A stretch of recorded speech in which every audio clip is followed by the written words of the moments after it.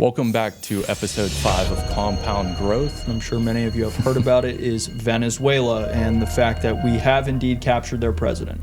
Yep, president and his wife. The next topic, The current conflict between U.S. and Greenland. when you say conflict, it's not necessarily a warring conflict. So the last current event that we want to discuss with Iran. So they've had a lot of protests going on, and they've actually threatened our president, Donald Trump. To summarize, these recent events are not necessarily stock market news, but they do have deep implications into the markets because of the energy, the commodities, and the mineral rights that tie into all things.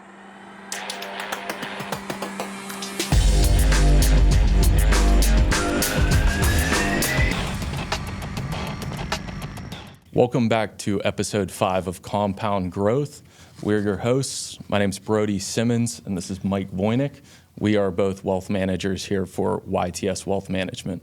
So today we just want to cover a couple current events that has happened throughout the new year here that have attributed to the changing economic and geopolitical landscape in our world. So let's get into it. Yep. So the first major event that we want to discuss that's happened so far this year is the current conflict between U.S. and Greenland. Yeah, and when you say conflict, it's not necessarily a warring conflict, but there does seem to be some financial incentives at play here, some different mineral rights, and as well as national security. Yeah. So Trump has come out publicly stating that the U.S. wants to acquire Greenland. So go through with a purchase of Greenland, similar to what we did with Alaska. So add that to the United States. And there's a few reasons for that. So they have a lot of raw materials on Greenland, so we would have access to those. But also the geopolitical landscape. I'm sure you've seen on the news that, the U.S. has come out saying that China, Russia have a lot of boats, submarines around the coast of Greenland. So we want access to that region before China, Russia can get there.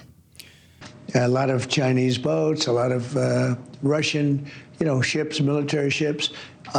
It's in a location that is very important for our national security and also for the international security of the world, literally. Yeah, and President Trump has come out and said that the mineral rights are not his primary objective here. You can believe that, you cannot believe that. I'm not 100% sure myself, but it is positioned between us and China and Russia. So there are early alerting systems for missiles and other attacks that we will receive by having our positioning there. We already do have some of those set up, so it would make sense for us to acquire Greenland and have a presence there in that regard. Yeah. And, while this is a great geopolitical landscape for us to acquire, of course, Greenland has to be on board with that and all the other European Union countries. And up to this point, it doesn't seem like they really want to play ball with the U.S. There's not many people in Greenland. 80% of the area is covered by ice currently, but as global warming occurs and some ice melting occurs, some of the maritime passageways will open up a little bit more, and we'll see how that unfolds. Yeah. I mean, currently, just over this past weekend with these EU countries not really wanting to play ball with the U.S., Trump decided to impose an additional tariff on these EU countries to try to get some sort of headway as far as a deal that we can work out. And their response to that was that they would restrict U.S. banking with these European Union countries. So it's kind of right now just a pretty tense environment that hopefully they work out a deal here soon. I don't think it's going to lead to any, boots on the ground conflict, more so maybe, trade conflict like what we've seen so far. But hopefully they can get to a resolution here soon. Yeah, what that looks like in terms of numbers, Trump is proposing a 10% tariff on European countries starting on February 1st, and then a bump up to 25% starting June 1st. So we'll see if that actually occurs or not. If so, we could be looking at another scenario like April of 2025. So the next topic that has been hot off the press, and I'm sure many of you have heard about it, is Venezuela and the fact that we have indeed captured their president. Yep, president and his wife. So I'm sure, this was a surprise for everybody waking up, but the U.S. swept in pretty much in the middle of the night with, boots on the ground, soldiers there in Venezuela, capturing, Maduro and his wife to bring him back to the U.S., to New York. So why did the U.S. capture the Venezuelan president and bring him back to the U.S.? So he was indicted for drug trafficking. This is a criminal indictment, and this was seen as a threat to the U.S. and its citizens. Yeah, and this is the most direct invasion or conflict that we've had with a Latin America country since the 90s.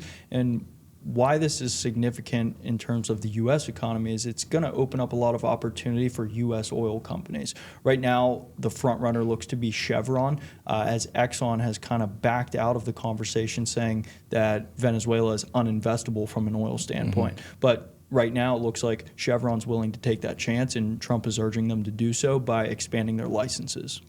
So similar to the Greenland situation that we just discussed, a lot of other countries are questioning the legality of the U.S. to come in and capture a president of another nation. So that's something that I think we're going to continue to see a lot of backlash towards the U.S., towards Trump, and that whole initiative, where it was more so act now, answer questions later. So I think that's just going to kind of continue until this is pretty much done. Yeah, as you can imagine, there's a lot of gray area with international law because countries are deciding things on their own and, like you said, acting now and asking questions later. So the last current event that we want to discuss is the current conflict that's been going on just over the last week or so with Iran. So they've had a lot of protests going on for a while now, and they've actually been, executing these protesters. So, of course, that's something that the U.S. sees as unfit, and they've actually, threatened our president, Donald Trump, over the last couple of weeks as well, which has kind of sparked a bit of conflict. So our president, Trump, pretty much sent a warning over to Iran, stating there would be boots on the ground, troops there if they don't stop these executions, which did trigger them to stop the execution of 800 protesters just a few days ago. So that's a step in the right direction. Yeah, and now Iran is known to be a pretty large producer of oil, and the U.S. has not been purchasing oil from Iran for quite some time. We actually sanction other countries who do purchase oil from them. But with the conflict and the unrest, this does have implications into the overall energy markets. So over the last couple days since those warnings were issued and things have settled down, the price of oil has fallen a little bit and steadied out.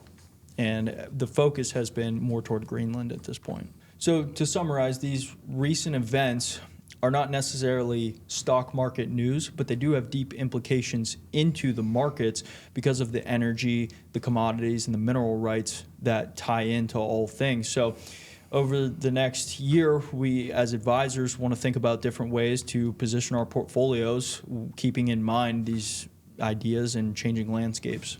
Yeah. I mean, I would say if these first few weeks or first month out of 2026 is any indication, I think it's going to be quite a volatile year.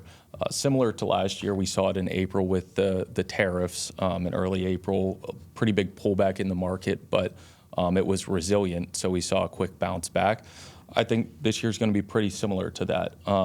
And what does that mean for your portfolio? If you're working with an advisor, I'm sure they have a strategy in place and are expecting some sort of volatility this year like what we saw. But the whole goal here is to stay the course. And what is the course? For us right now, it's just being diversified. You don't want all of your eggs in one basket. You don't only want to be holding the energy sector or the tech sector, whatever it might be. So you want to be diversified across all different sectors, from all different market caps, from large cap to small cap. So I think, with our clients, just staying diversified is the main approach here. Yeah, the landscape has always been changing. This isn't anything new. It might be more in your face because of the news, but if you were to get scared and take all of your money out of the market 20 years ago, you'd be in a worse position today by doing that. So, yeah, again, we just want to stay the course, and if there are ways to capitalize on changing markets within the scope and while staying diversified, then we want to do so. Yeah, and I think one thing that everybody should have learned over the last year is there's going to be major headlines on a daily basis with where the whole political landscape is at this point in time. So you don't want to be trading solely based on news headlines. They have a lot of pull on the market, more than probably ever before. But that's something that is just continuing to grow, where every day it's a new headline.